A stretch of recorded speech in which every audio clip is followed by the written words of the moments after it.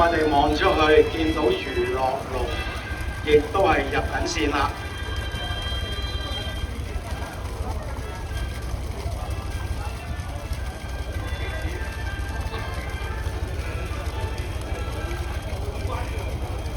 總言之，我哋嘅精彩賽事就一浪接一浪。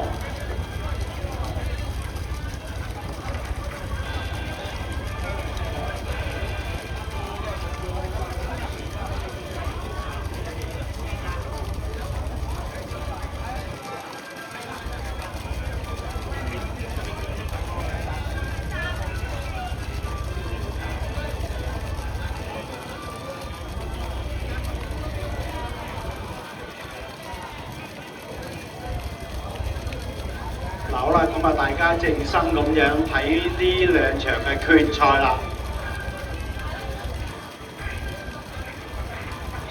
好，第9場嘅周玉堂紀念杯決賽開始咗啦。第1線道嘅係合和龍，第2線道嘅係娛樂龍，同埋第3線道嘅合心龍嘅。嗱，二呢，你有冇留意咧？初賽同決賽有咩唔同啊？有啲水花盛事啦，係啊，就係水花都勁啲嘅。嗱，而家睇出去啦，似乎係3號龍啊，3號線嘅合心龍就領先少少嘅。好啦，咁啊埋到嚟先至再確實啦。因為呢場賽事已經係要爭呢個冠亞季軍啊！冇錯啊，係冇得留力㗎啦。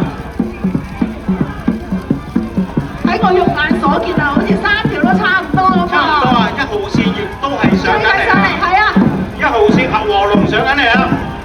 究竟係合和龍啦，定係合心龍咧？嚟啊！唔好留力啊！係啊，邊個先？哇！